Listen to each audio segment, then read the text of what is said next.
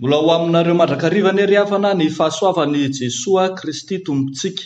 Amen. Mofinainantsika an'io dia ny bokin'ny Joba toko voalohany andininy 7:20 hatramin'ny andininy 2:20. Andeha hivavaka isika angataka ny fitarian'ny fanahy masina, hanazava amintsika izany tenin'Andriamanitra izany. Andriamanitra rainay ao amin'i Jesoa Kristy zokinay eo.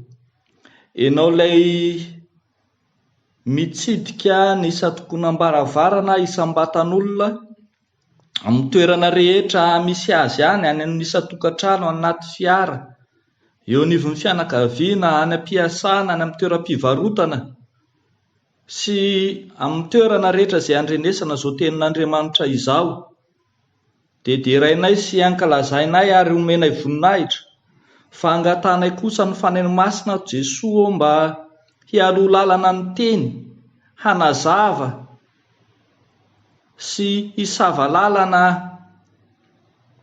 any anatin'ny tsiraray avy any, dia ho fantatray mazava ny sitraponao arak'izay hita ao amin'ny soratra masina, ary teny aminay ny amin'ny sitraponao tokoa ianao. Dia avy io fanahy masinao hazavao ny fonay ary tario lalana izahay amin'ny anaran'i Jesosy Kristy tomponay. Amen. Joba toko voalohany andininy 7:20 hatramin'ny andininy 2:20. Vakina amin'ny anaran'ny Tompo manao hoe: ary tamin'ny indray andro dia nihinana sy nisotro divay tao an-tranon'ny zokon'ny lamatoa ny zanany lahy sy ny zanany vavy. Ary nisy iraka tonga tany amin'ny Joba ka nanao hoe: ny omby ny asa ary ny biriky vavy nandrasana teo anilany. Dia namely azy tampoka ny sabianina ka namabo azy, ary ny ankizilahy dia nasiany tamin'ny lela-tsabatra, ary izao dia izao irery ihany no afa-nandositra hilaza aminao.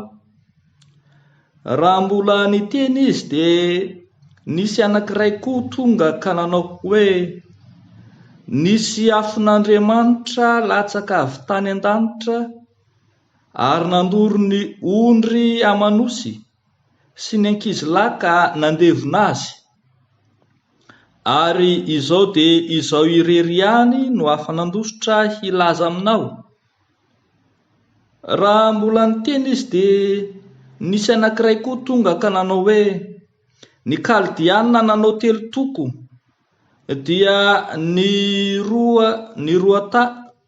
roatany ny rameva ka norobaina, ary ny ankizilahy dia nasiany tamin'ny lela-tsabatra, ary izao dia izao irery ihany no afa-nandositra hilaza aminao.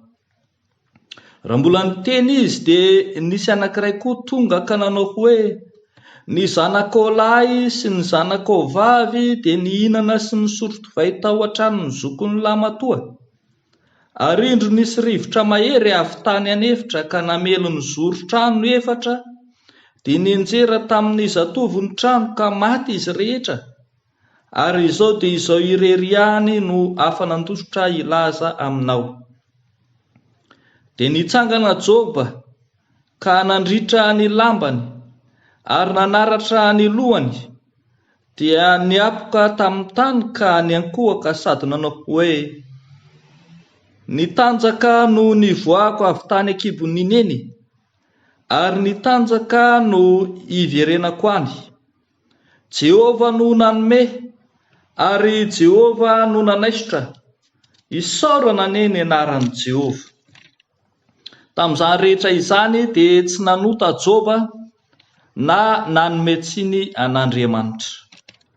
Ray masino, manamasinanay amin'ny fahamarinana, ny teninao no fahamarinana. Amen. Rehavako malala ao amin'ny Tompo, raha vao miresaka fizahan'ny toetra isika, dia anankiray lehibe izay tsy azontsika dinganina ny tantaran'i Joba. Azo ambara fa referensa fototra mahakasika ny fizahan'ny toetra mpino ny tantaran'i Joba. Mafy, tena mafy no nanjoa azy fa tena nakasika ny fiainany manontolo mihitsy zany. Azo ambara fa nanao toy ivakana ireo fizahan-toetra nahazo an'i Joba, ny sesisesy ireo loza izay tonga taminy. 400 taona no ahitantsika eto, ka dia ringana ny omby sy ny boriky, levona ny ondry amanosy,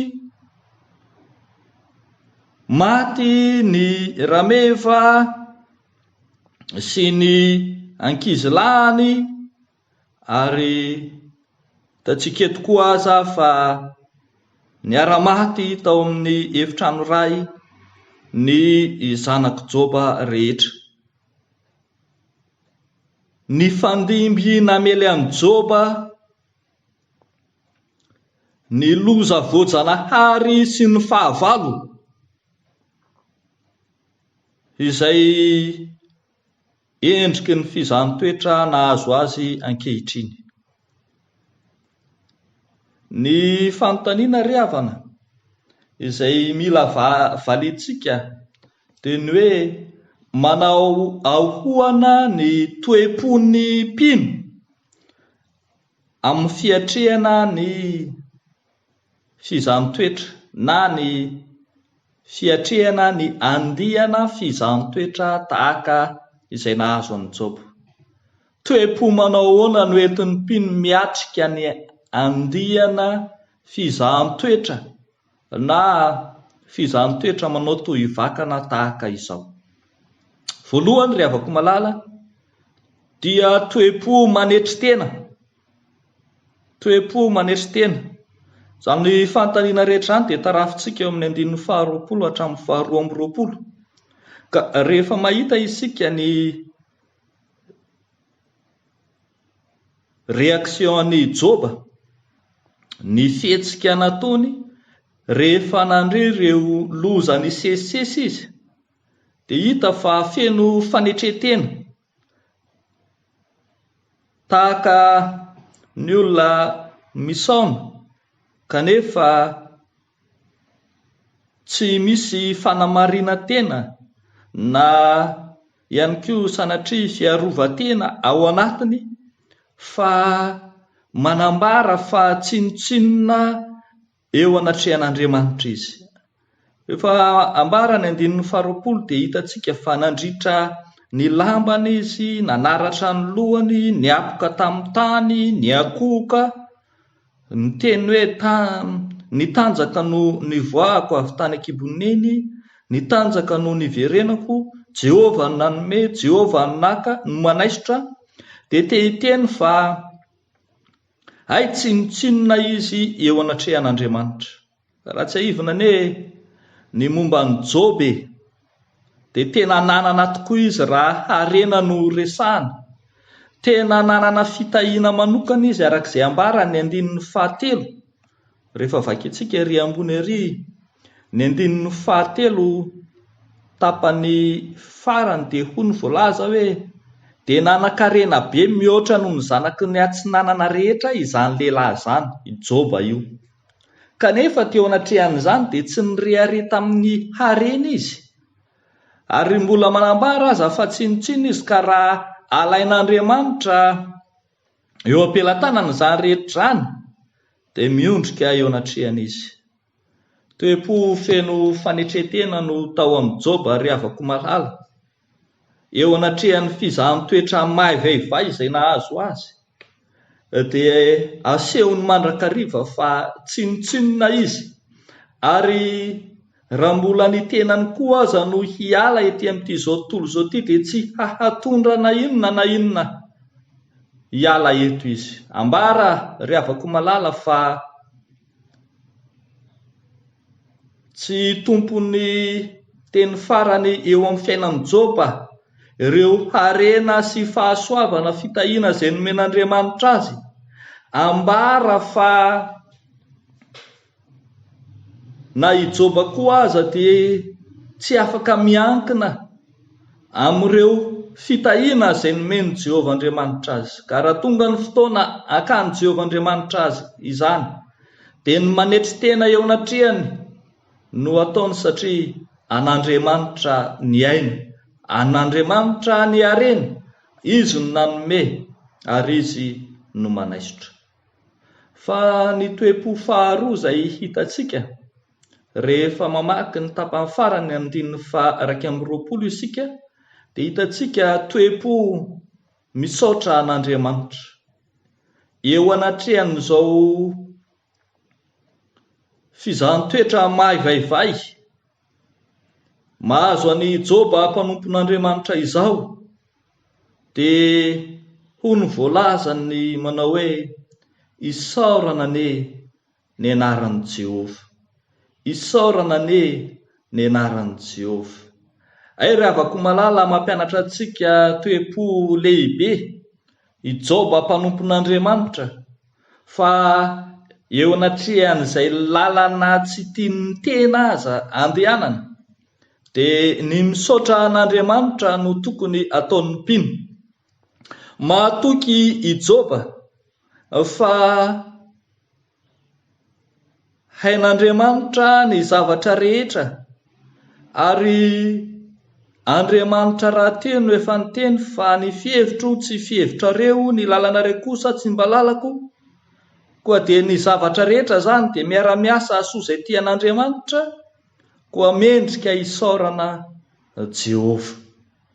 Ny testamenta vaovao dia tena mampianatra antsika betsaka mahakasika an'izany fisaorana an'Andriamanitra amin'ny toe-javatra izay miseho amin'ny fiainan'ny mpino izany, tahaka izay itenenan'ny Paoly amin'ny bokin'ny Tesaloniana manao hoe misaora amin'ny zavatra rehetra, fa izany no sitrapon'Andriamanitra ho anareo ao amin'ny Kristy Jesosy, sy ny hoe aoka ho feno fisaorana ianareo. Rehavako malala ao amin'ny Tompo, tena fiainan'ny mpino mihitsy izany ity misaotra an'Andriamanitra ity. Mahazo valim-bavaka tsara isika misaotra an'Andriamanitra. Mandeha ady mpanahy mafy isika misaotra an'Andriamanitra. Azo pahoriana isika misaotra an'Andriamanitra. Mahazo fahasalamana isika misaotra an'Andriamanitra. Ary na dia zahatoetra mafy dia mafy tahaka ny Joba ary isika, dia mbola tokony hisaotra an'Andriamanitra. Rehavako malala, fiainan'ny mpino mihitsy ny misaotra an'Andriamanitra amin'ny toe-javatra rehetra izay mitranga eo amin'ny fiainana. Ary mbola i Joba ihany no miteny fa moa ny soa ihany moa ve no raisintsika avy amin'Andriamanitra fa tsy ny ratsy koa dia afaka misaotra an'Andriamanitra amin'ny toe-javatra rehetra isika. Farany rehavako malala, ny toe-po entin'ny mpino miatrika ny andihana fizahantsoetra dia toe-po tsy manome tsiny an'Andriamanitra, toe-po izay manaraka mandrakariva ny sitrapon'Andriamanitra. Raha tsy ahivitsika ity Joba ity, dia hoy ny filazany mpanoratra azy eo amin'ny andininy 1 manao hoe marina sy mahitsy zany lehilahy zany, sady natahotra an'Andriamanitra ka nifady ny ratsy, ary tena mailo tamin'izany fifadiana ny ratsy zany Joba. Hitantsika ohatra ny nataony tamin'izany rehefa mba manao fetifety iny eo amin'ny andininy 5, dia indro Joba manokana andro fanamasinana ho an'ny zanany rehefa avy manao fety ny zanany. Fa ho Joba hoe fandrao efa nanota ny zanako ka nandahan'Andriamanitra tao am-pony, dia indro amaritantsika ny fahitsian'i Joba teo anatrehan'Andriamanitra.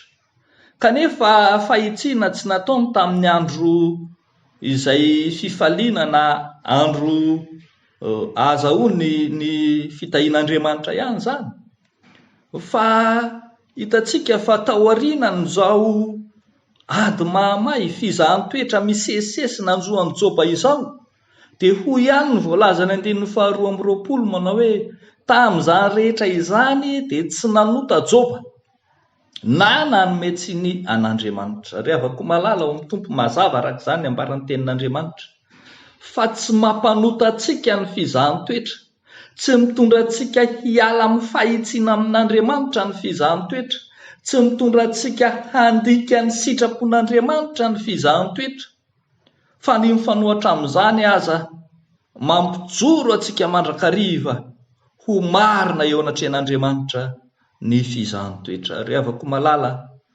izany toetra amin'izany fijoroana amin'ny fahitsiana izany koa ny mino, ka na dia eo aza ireo fizahany-toetra ara-materialy marobe izay manjoa azy, dia mbola izany toetra koa ny toe-panahiny, na mitoetra ao amin'Andriamanitra izy na tsia, na miala amin'ny sitrapon'Andriamanitra izy na tsia, na miala amin'ny fanarahana an'Andriamanitra izy na tsia. Ry havako malala ao amin'ny tompo,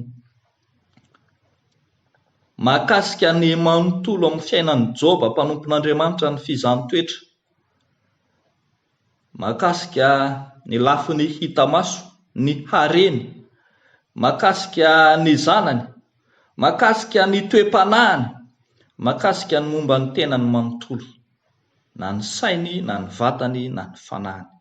Ho antsika mpanompon'Andriamanitra rehetra koa izany tenin'Andriamanitra izany, ahafahantsika manorina tsara sy miorina mafy ao amin'Andriamanitra, ilay efa namonjy antsika ka manome antsika ny fanavotana mandrakizay.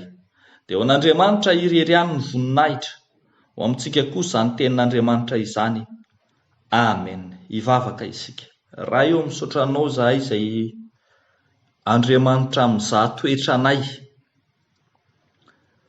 fa